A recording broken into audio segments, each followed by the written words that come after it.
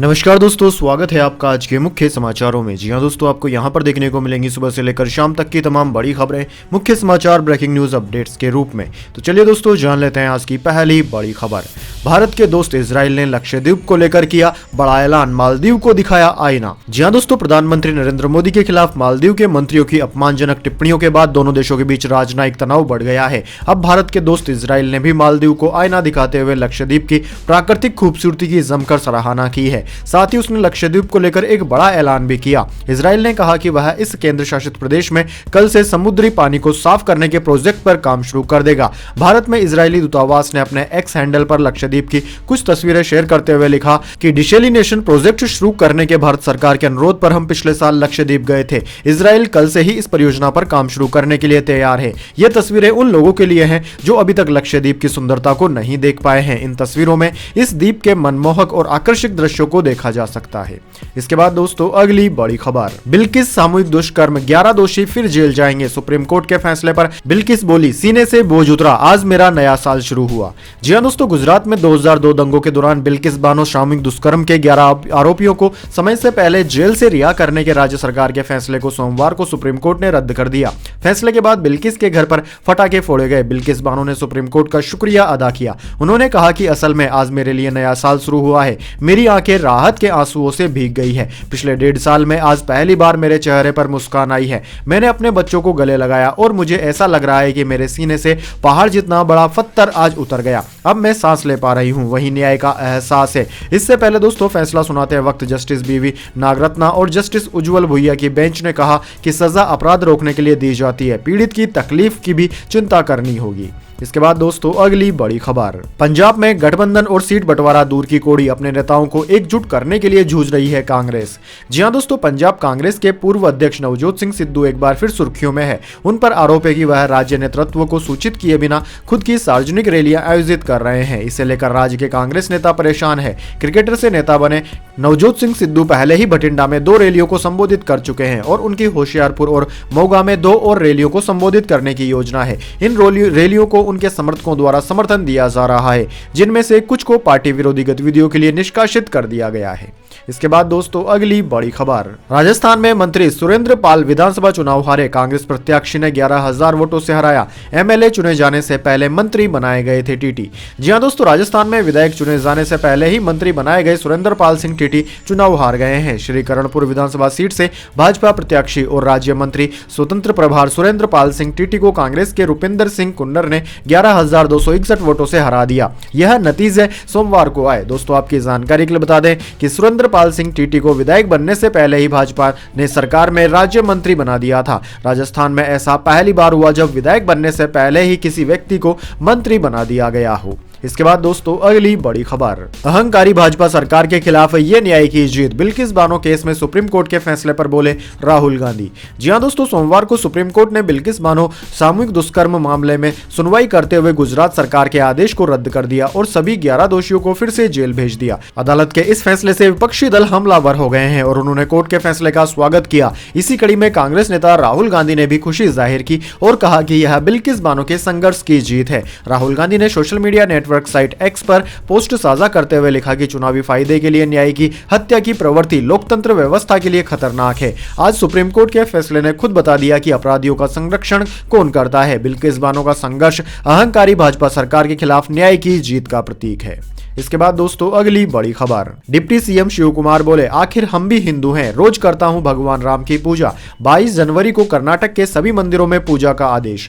जी हां दोस्तों, कर्नाटक के डिप्टी सीएम डीके शिव कुमार ने राम मंदिर को लेकर हो रही राजनीति पर कहा कि भगवान राम किसी एक के नहीं है, आखिर हम सब हिंदू हैं। शिव कुमार ने ये बातें अपनी सरकार के उस फैसले का बचाव करते हुए कही जिसमें राज्य सरकार ने 22 जनवरी को कर्नाटक के सभी मंदिरों में विशेष पूजा करवाने का आदेश दिया है। यह पूजा ठीक उसी वक्त होगी जब अयोध्या में रामलला की प्राण प्रतिष्ठा की जाएगी। इसके बाद दोस्तों, अगली बड़ी खबर। इंडियन चैम्बर ऑफ कॉमर्स ने टूरिज्म एसोसिएशनों को दी नसीहत, ना करे मालदीव को प्रमोट, एयरलाइन सस्पेंड करे ऑपरेशंस। जी हां दोस्तों, इंडियन चैम्बर ऑफ कॉमर्स ने टूरिज्म ट्रेड एसोसिएशनों ने फौरन मालदीव के टूर को प्रमोट करने पर रोक लगाने की अपील की है। चैम्बर ने मालदीव ऑपरेट करने वाली सभी एयरलाइन से अपने ऑपरेशंस को सस्पेंड कर उड़ान स्कीम के लक्षद्वीप के लिए उड़ानें शुरू करने का आह्वान किया है। इंडियन चैम्बर ऑफ कॉमर्स के एविएशन और टूरिज्म कमेटी कमेटी के चेयरमैन सुभाष गोयल ने Indian association of tour operators IATO, travel assets association of India, travel assets federation of India समेत सभी संस्थाओं से कहा है कि वह मालदीव को प्रमोट ना करें और लक्षद्वीप को प्रमोट करें। इसके बाद दोस्तों अगली बड़ी खबर, मायावती ने कहा मेरा दफ्तर सुरक्षित नहीं, सरकार शिफ्ट करे। 28 साल पहले हुए गेस्ट हाउस कांड का जिक्र किया, कहा सपा के घिनौने कृत्यों को कोई भुला नहीं सकता। जी हां दोस्तों, बसपा सुप्रीमो मायावती ने लगातार दूसरे दिन सपा प्रमुख अखिलेश यादव पर निशाना साधा है। उन्होंने 28 साल पहले हुए गेस्ट हाउस कांड का भी जिक्र किया, कहा कि सपा के 2 जून 1995 के घिनौने कृत्यों को कोई भुला नहीं सकता। उन्होंने सरकार से मौजूदा बसपा ऑफिस को दूसरे सुरक्षित स्थान पर शिफ्ट करने का आह्वान किया। इसके बाद सोमवार को सपा महानगर अध्यक्षों के साथ बैठक के बीच अखिलेश ने मायावती को सलाह दी। उन्होंने कहा कि बीजेपी वालों से कह दें उनके पास बुलडोजर है, वह 2 मिनट में पुल तोड़ देंगे। जब यह पुल बना था तब उस समय पूर्व मुख्यमंत्री ND तिवारी भी उद्घाटन में आए थे, तो क्या उनके खिलाफ भी उन्होंने यह बात कही है? इसके बाद दोस्तों अगली बड़ी खबर, 23 साल पुराना प्रभात गुप्ता हत्याकांड मामले में सुप्रीम कोर्ट ने सुनाया फैसला, केंद्रीय मंत्री अजय मिश्रा टेनी को राहत। जी हां दोस्तों, 23 साल पुराने प्रभात गुप्ता हत्याकांड मामले में सुप्रीम कोर्ट ने सोमवार को इलाहाबाद हाईकोर्ट के फैसले में दखल देने से इनकार करते हुए केंद्रीय मंत्री अजय मिश्रा टेनी को मिली राहत बरकरार रखी है। प्रभात गुप्ता के भाई ने इलाहाबाद हाईकोर्ट के आदेश को सुप्रीम कोर्ट में चुनौती दी थी, जिसे शीर्ष न्यायालय ने खारिज कर दिया। इलाहाबाद हाईकोर्ट ने यूपी सरकार की याचिका को खारिज करते हुए प्रभात गुप्ता हत्याकांड में अजय मिश्रा टेनी को बरी कर दिया था। हाईकोर्ट ने ट्रायल कोर्ट के टेनी को बरी करने के फैसले को बरकरार रखा था। इसके बाद दोस्तों अगली बड़ी खबर, आपकी कला नकली, जावेद अख्तर ने किया एनिमल पर तंज, मेकर्स ने दिया जवाब। जी हां दोस्तों, रणवीर कपूर की फिल्म एनिमल अपनी रिलीज के बाद से ही विवादों में बनी हुई है। इस फिल्म के कई सीन्स पर दर्शकों ने आपत्ति जताई थी। इसे लेकर सोशल मीडिया पर डिबेट भी चली, जिसमें यूजर्स ने फिल्म और उसके मेकर्स की खूब निंदा भी की। हर मोड़ पर डायरेक्टर संदीप रेड्डी वांगा अपनी मूवी का पक्ष दुनिया के सामने रखते नजर आ रहे हैं। ऐसा ही कुछ एक बार फिर हुआ जब फेमस गीतकार जावेद अख्तर ने एनिमल को प्रॉब्लमेटिक बताया। हाल ही में औरंगाबाद में हुए Ajanta Ellora international film festival के दौरान जावेद अख्तर ने एनिमल पर कमेंट किया था। इसे लेकर फिल्म के मेकर्स ने ट्वीट पर जवाब दिया है। ट्वीट में लिखा गया है कि आपके जैसा टैलेंटेड लेखक एक प्रेमी जोया और रणविजय के धोखे को नहीं समझ पाएगा, तो फिर तो आपकी सारी कला झूठी है। अगर एक महिला प्यार के नाम पर एक मर्द से धोखा खाती है और बेवकूफ बनाई जाती है, कहती है कि मेरे जूते चाटो, तो आप इसकी तारीफ करते और इसे फेमिनिज्म बताते। प्यार को लिंग की राजनीति से अलग रहने दो, उन्हें बस प्रेमी कहते हैं। प्रेमी ने चीट किया है और झूठ बोला है। प्रेमी ने कहा मेरे जूते चाटो, बस बात खत्म। इसके बाद दोस्तों अगली बड़ी खबर, पीएम मोदी की यात्रा के बाद सारी दुनिया लक्षद्वीप को देखना चाह रही, सर्च में 3400% का उछाल आया। जी हां दोस्तों, प्रधानमंत्री मोदी द्वारा लक्षद्वीप की यात्रा करने के बाद यह द्वीप समूह उम्मीदों के मुताबिक सारी दुनिया के लिए उत्सुकता का विषय बन गया है। मालदीव के कुछ मंत्रियों द्वारा पीएम मोदी को निशाना बनाए जाने के बाद अब लोग लक्षद्वीप के बारे में जानने को और भी ज्यादा उत्सुक हो गए हैं। लक्षद्वीप के बारे में सर्च करने में 3400% का उछाल आया है। इसके बाद दोस्तों अगली बड़ी खबर, चीन ने हड़प ली 4064 वर्ग किमी जमीन, सुब्रमण्यम स्वामी ने मोदी सरकार पर साधा निशाना। जी हां दोस्तों, पूर्वी लद्दाख में वास्तविक नियंत्रण रेखा LAC पर भारत और चीन के बीच तनाव जारी है। विपक्षी दलों की ओर से लगातार इस मामले को लेकर बीजेपी के नेतृत्व वाली केंद्र सरकार पर निशाना साधा जाता रहा है। इसी बीच पूर्व सांसद सुब्रमण्यम स्वामी ने भी मोदी सरकार पर हमला बोला। बीजेपी नेता सुब्रमण्यम स्वामी ने सोशल मीडिया प्लेटफॉर्म X पर एक पोस्ट में लिखा है कि भारतीय क्षेत्र का कितना हिस्सा चीन की ओर से कब्जाया गया है। इसे लेकर दिल्ली हाई कोर्ट उनकी याचिका पर इस साल अप्रैल में सुनवाई करेगा। पूर्व राज्यसभा सांसद ने कहा कि मेरी रिट याचिका पर इस साल अप्रैल के पहले हफ्ते में दिल्ली हाई कोर्ट के एक जज सुनवाई करेंगे। इस याचिका में केंद्रीय सूचना आयोग को चीन की ओर से भारतीय क्षेत्र को हड़पने के बारे में सच्चाई का खुलासा करने के लिए बाध्य करने की मांग की गई है। इसके बाद दोस्तों जाने अगली बड़ी खबर, लेकिन उससे पहले मेरी आपसे एक छोटी सी रिक्वेस्ट है, अगर दोस्तों आपको अभी तक हमारी न्यूज पसंद आई है तो एक छोटा सा लाइक जरूर दे दीजिए, और अगर आपको पसंद नहीं आई है तो बेशक आप डिसलाइक भी कर सकते हैं। लेकिन दोस्तों लाइक और डिसलाइक जरूर कीजिए, क्योंकि दोस्तों यही हमारी मेहनत का फल होता है और इसी से हमें पता चलता है कि आपको हमारी वीडियोस पसंद आ रही हैं या नहीं।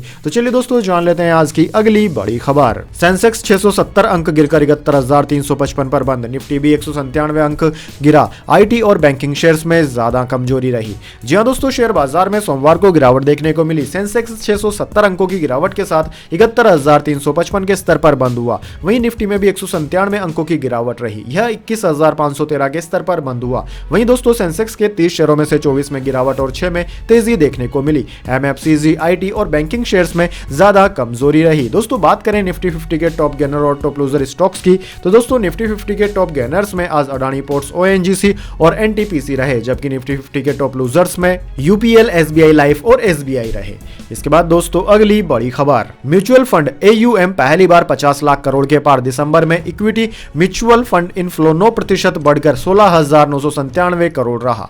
जी हां दोस्तों, दिसंबर 2023 में म्यूचुअल फंड का टोटल असेट अंडर मैनेजमेंट पहली बार 50 लाख करोड़ के पार हो गया। Association of mutual funds in India की रिपोर्ट के मुताबिक एक महीने पहले नवंबर में म्यूचुअल फंड का एयूएम 49.04 लाख करोड़ था, जो दिसंबर में 3.53% बढ़कर 50.77 करोड़ रुपए हो गया है।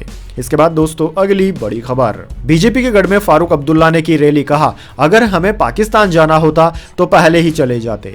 जी हां दोस्तों, भारतीय जनता पार्टी का गढ़ माने जाने वाले जम्मू के नगरोटा विधानसभा क्षेत्र में नेशनल कॉन्फ्रेंस ने बड़ी रैली की। नेशनल कॉन्फ्रेंस के सांसद डॉक्टर फारूक अब्दुल्ला ने रैली को संबोधित किया। उन्होंने लोगों को संबोधित करते हुए कहा, कितनी ठंड और धुंध में आप लोग आए हैं। मैं जवाब देता हूं, जो लोग कहते हैं कि नेशनल कॉन्फ्रेंस कहीं नहीं है, वह कहते हैं कि यह पाकिस्तानी और आतंकवादियों से मिले हुए हैं। उन्होंने कभी आपको यह नहीं बताया कि हमारे 1500 मंत्री, स्पीकर, विधायक और कार्यकर्ता मारे गए। इसके साथ ही उन्होंने कहा कि यह भूल जाते हैं कि जब विधानसभा पर हमला हुआ था तो फारूक अब्दुल्ला कहां थे। भगवान ने मुझे बचाना था, क्योंकि 5 मिनट पहले ही मुझे गवर्नर ने बुलाया था और इस हमले में 40 लोग मारे गए। हम लोग हिंदुस्तानी थे, हिंदुस्तानी हैं और हिंदुस्तानी रहेंगे। अगर हमें पाकिस्तान जाना होता तो हम 1947 में चले जाते, हमें कोई नहीं रोक सकता था।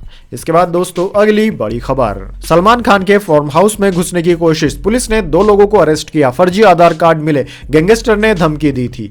जी हां दोस्तों, सलमान खान के फार्म हाउस में 2 अनजान लोगों ने जबरन घुसने की कोशिश की। दोनों को पुलिस के हवाले कर दिया गया है। पूछताछ में पता चला है कि दोनों शख्स खुद को सलमान खान का फैन बता रहे हैं। उनके पास से फर्जी आधार कार्ड बरामद हुए हैं। इस वजह से दोनों पर एफआईआर भी दर्ज की गई है। सलमान खान लॉरेंस गैंग के निशाने पर है।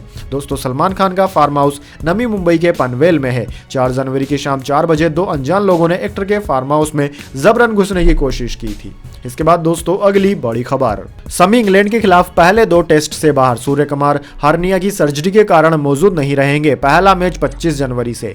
जी हां दोस्तों, भारतीय तेज गेंदबाज मोहम्मद शमी इंग्लैंड के खिलाफ होने वाली पहले 2 टेस्ट मैचों में नहीं खेलेंगे। टखने की चोट के बाद से उन्होंने गेंदबाजी फिर से शुरू नहीं की है। 25 जनवरी से शुरू होने वाली सीरीज में 5 टेस्ट मैच होंगे। भारतीय क्रिकेट कंट्रोल बोर्ड के एक सूत्र ने बताया कि शमी ने अभी तक गेंदबाजी भी शुरू नहीं की है। उन्हें एनसीए जाकर अपनी फिटनेस साबित करनी होगी। वहीं दोस्तों इंग्लैंड के खिलाफ पहले 2 टेस्ट मैचों में उनका खेलना मुश्किल लग रहा है। दूसरी ओर सूर्य कुमार यादव भी स्क्वाड से बाहर हो सकते हैं। वे हार्निया से पीड़ित हैं और उन्हें सर्जरी की जरूरत है। हार्निया के ऑपरेशन के बाद उन्हें मैदान पर प्रैक्टिस करने के लिए भी 8 से 9 सप्ताह तक का समय लग सकता है। उम्मीद है कि वह आईपीएल के दौरान फिट हो जाएंगे।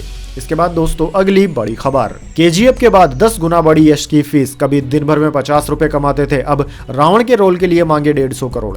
जी हां दोस्तों, कन्नड़ सुपरस्टार यश आज अपना 38वां जन्मदिन मना रहे हैं। उनकी पॉपुलैरिटी 2018 में आई फिल्म केजीएफ से इस कदर बढ़ी कि वो पैन इंडिया स्टार बन गए। इस फिल्म के बाद उन्होंने पीछे मुड़कर नहीं देखा। केजीएफ के बाद वो 2022 में केजीएफ 2 में नजर आए, जो कि साल की सबसे ज्यादा कमाई करने वाली फिल्मों में से एक रही। इन 2 फिल्मों ने यश को इतनी बुलंदियों पर पहुंचा दिया कि अब उन्हें कई बड़ी फिल्मों में साइन किया जा चुका है। यश के लिए यह सब आसान नहीं रहा। उनके पिता एक बस ड्राइवर थे। शुरुआत में जब यश एक्टिंग की दुनिया में कदम जमाने में लगे थे तो उन्हें बैकग्राउंड डांसर, असिस्टेंट डायरेक्टर के तौर पर छोटे मोटे काम करके गुजारा करना पड़ता था। इसके बाद दोस्तों अगली बड़ी खबर, भारत के बाद जर्मनी में किसान आंदोलन। किसानों ने सड़कों पर खाद फैलाई। टैक्स में दी जाने वाली छूट खत्म करने के फैसले से थे नाराज। जी हां दोस्तों, दिसंबर 2023 की बात है। जर्मनी की सरकार ने बचत करने के लिए किसानों को दी जाने वाली सब्सिडी घटाने की बात कही। इसके तहत सरकार ने कृषि क्षेत्र में इस्तेमाल होने वाले डीजल पर दिया जाने वाला पार्शियल यानी कि आंशिक टैक्स रिफंड और कृषि के लिए इस्तेमाल होने वाली गाड़ियों, ट्रैक्टर, ट्रक पर टैक्स में दी जाने वाली छूट खत्म करने का फैसला किया। यह बात किसानों को पसंद नहीं आई और वो इसका विरोध करने लगे। किसान संगठनों ने चेतावनी दी कि अगर उन्हें मिलने वाली सब्सिडी वापस ली गई तो वे देश भर में प्रदर्शन करेंगे। इसी के साथ 18 दिसंबर 2023 से शुरू हुआ किसानों का आंदोलन, जो अभी भी जारी है। ताजा अपडेट के मुताबिक किसानों ने जर्मनी के म्यूनिक, बर्लिन समेत कई शहरों में हाईवे और सड़कें जाम कर दी है। सड़कों पर खाद भी फैला दिया है। इसके बाद दोस्तों अगली बड़ी खबर, कैंसिल हो सकता है जी और सोनी का मर्जर, लंबे समय से अटका है मामला। इस मर्जर से देश की सबसे बड़ी एंटरटेनमेंट कंपनी बनती। जी हां दोस्तों, सोनी अब जी एंटरटेनमेंट के साथ अपनी इंडियन यूनिट के विलय समझौते को कैंसिल करने की योजना बना रही है। 8 जनवरी सोमवार को ब्लूमबर्ग ने इसे लेकर एक रिपोर्ट पब्लिश की। सोनी ग्रुप कॉर्प और जी एंटरटेनमेंट एंटरप्राइजेज लिमिटेड के पास इस मर्जर को बंद करने के लिए 1 महीने का ग्रेस पीरियड है। 2021 में जी ने जापान के सोनी कॉर्प की सहायक company Sony Pictures Networks India के साथ विलय की घोषणा की थी, लेकिन क्रेडिटर्स की आपत्तियां सहित अन्य कारणों से यह विलय पूरा नहीं हो पाया। इस मर्जर से $10 बिलियन यानी कि करीब 83,000 करोड़ रुपए की कंपनी बनती। 24% से ज्यादा व्यूअरशिप के साथ जी प्लस सोनी देश का सबसे बड़ा एंटरटेनमेंट नेटवर्क बन सकता था, लेकिन अब ऐसा नहीं हो पा रहा है। इसके बाद दोस्तों अगली बड़ी खबर, गोल्ड सिल्वर प्राइस टुडे, सोना हुआ सस्ता, चांदी की कीमत में भी आई गिरावट। जी हां दोस्तों, भारतीय सराफा बाजार में 8 जनवरी 2023 को सोना और चांदी की कीमतों में गिरावट देखने को मिली। 10 ग्राम सोना सस्ता होकर 63,200 रुपए का हो गया। वहीं दोस्तों 1 किलोग्राम चांदी की कीमत में भी कमी आई और अब यह 76,200 रुपए प्रति किलोग्राम पर बिक रही है। इसके बाद दोस्तों अगली बड़ी खबर, अमेरिका के टाइम स्क्वायर पर दिखेगा प्राण प्रतिष्ठा का कार्यक्रम। यह किसी भारतीय प्रोग्राम की पहली लाइव स्क्रीनिंग। इससे पहले 6 अहम प्रोग्राम हो चुके हैं। जी हां दोस्तों, 22 जनवरी को अयोध्या में होने वाले रामलला की प्राण प्रतिष्ठा समारोह की लाइव स्क्रीनिंग अमेरिका के न्यूयॉर्क के प्रसिद्ध टाइम स्क्वायर पर भी होगी। इंडिया टुडे की रिपोर्ट में यह दावा किया गया है। टाइम स्क्वायर पर किसी भी भारतीय प्रोग्राम की यह पहली लाइव स्क्रीनिंग होगी। इससे पहले टाइम स्क्वायर पर भारत के 6 अहम इवेंट हो चुके हैं। इनमें एक इवेंट राम मंदिर का भी था। इसके अलावा दुनिया भर के भारतीय दूतावासों में भी प्राण प्रतिष्ठा समारोह की लाइव स्ट्रीमिंग की जाएगी। इसके बाद दोस्तों अगली बड़ी खबर, अमेरिका की प्राइवेट कंपनी ने चांद पर भेजा स्पेसक्राफ्ट। 23 फरवरी को सॉफ्ट लैंडिंग करेगा। 51 साल बाद कोई अमेरिकी स्पेसक्राफ्ट वहां उतरेगा।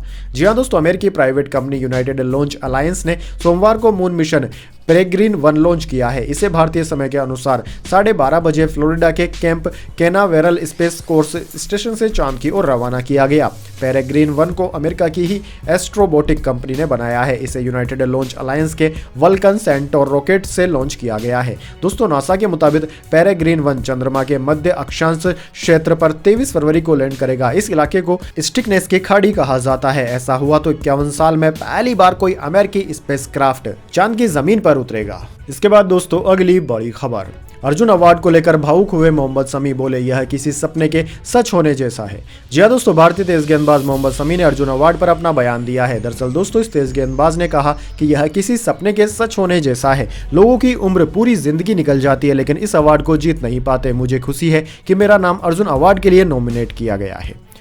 इसके बाद दोस्तों अगली बड़ी खबर, लोकसभा चुनाव को लेकर सपा का मेगा प्लान, क्या राहुल गांधी वाला फार्मूला अपनाएंगे अखिलेश यादव भी।